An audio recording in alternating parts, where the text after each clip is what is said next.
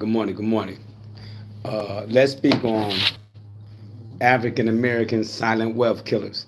Most of our wealth is built up in materialistic shit like clothes, jewelry, cars, furniture, electronics, TV, computers, video gaming system for our children. So those are a lot of the wealth killers. Now, when you start talking about wealth killer and body killers, you got to look at the alcoholism. We drink a lot of alcohol. We smoke a lot of cannabis. We use a lot of hard drugs. Uh, we take trips that we can't afford. We put them on a credit card, a debit card. I just seen an article that was online that Coachella, like over 60% of the people who took that trip, and it cost several thousands of dollars, maybe $4,000 to $5,000 for the trip, use credit cards. So you putting yourself in debt, paying a high interest rate to party for a weekend. So that's a lot of the wealth killers that come also in the black community. We buy a lot of stuff when we go out Taco Tuesday, First Fridays. We can go to the jazz festival. A lot of things that we do, we constantly think we got to buy a new outfit to make people think that we wealthy, to build up our self-esteem for like an hour or two. And then once you take it off, you back in the same situation like saying blah, blah, blah, blah. It didn't really even matter. So we got to stop using our funds for activity, for clothes, and for cars, and for jewelry. We got to, because those are some of the biggest wealth killers. And we got to start trying to build assets. Most of the people that I know, and I can't speak for other people, but most of the people that I know don't own a house. I'm not saying you purchase a house, you paying a mortgage. Because you paying a mortgage, that house is not yours until it paid off. That house belongs to the credit union or the banking institution that you took that loan off for. I don't know a lot of people, maybe 1%, maybe 2% of the people that I know own a house outright. But they own a lot of cars that's sitting in the driveway that ain't worth shit, that depreciated. They own a lot of clothes that depreciated that we'll never wear again, because in the African American population and African American community, we so trendy that we change outfits and change trends every 90 days. You got a lot of jewelry. I seen a guy who paid $18,000 for a bust down watch. He took it back to another jeweler. He said he bought it in 2022. He took it back to another jeweler. Now this is an $18,000 watch. He ended up selling it for $8,000.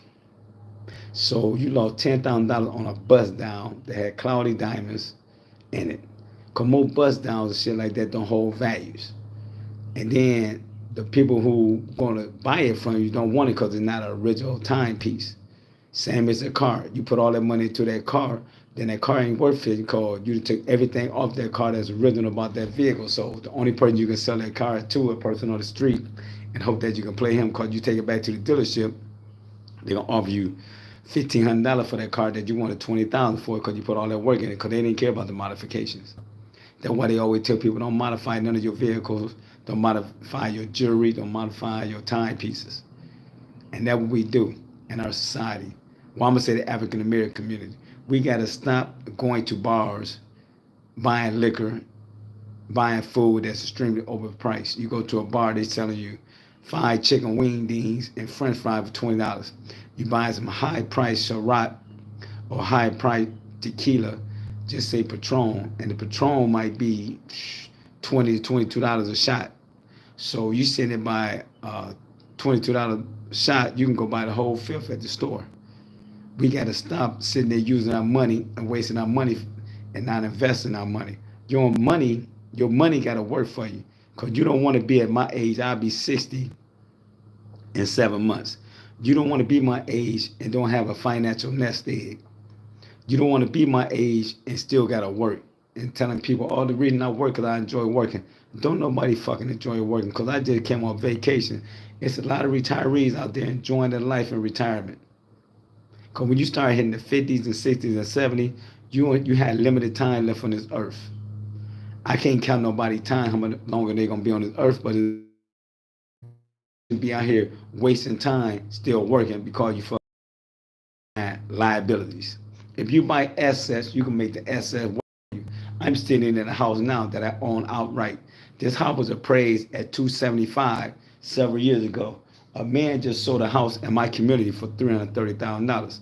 So if I get $330,000 or $350,000, I have $300,000 plus in equity into this home.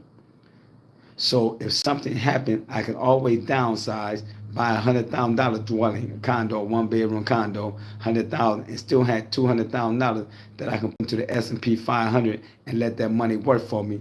And if it bring in 10%, it'll bring in $20,000 for me each year. So that'd be maybe $1,200 to $1,300 that I can make each year. Would you watch? So you see what I'm saying? So if people start doing that in the community on bullshit, you will have a better life, you'll have a longer lifestyle, you won't be stressing, and your relationship will be stronger. But we feel that we got to go out there and spend every dollar we have on materialistic shit, called everybody nowadays in competition with the next individual.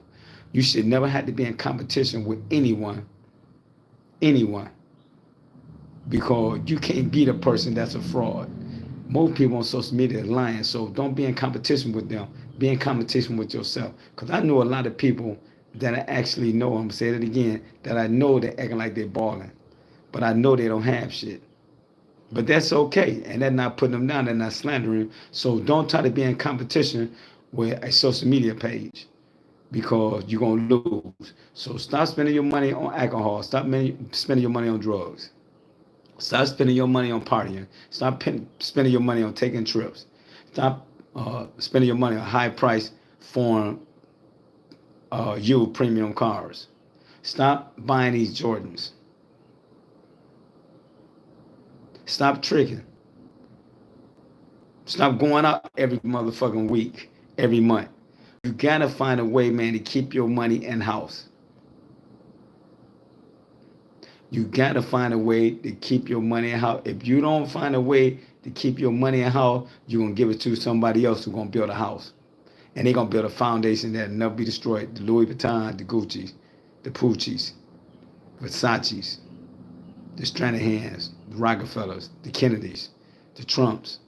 These people are building legacies. They're gonna last forever, because they're building a strong foundation. And you don't want to be the one, as soon as you die, you leave this earth, you leaving your kids a lot of liability, materialistic bullshit that they're gonna throw in the trash. Because some people ain't gonna want it. It's gonna be old and played out.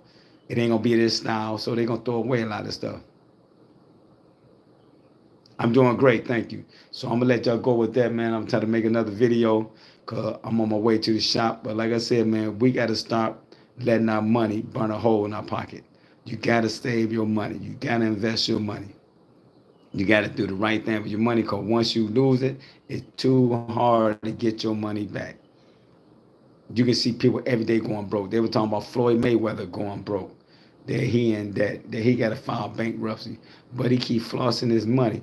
He should have been smart enough to invest his money into the stock market, S&P 500.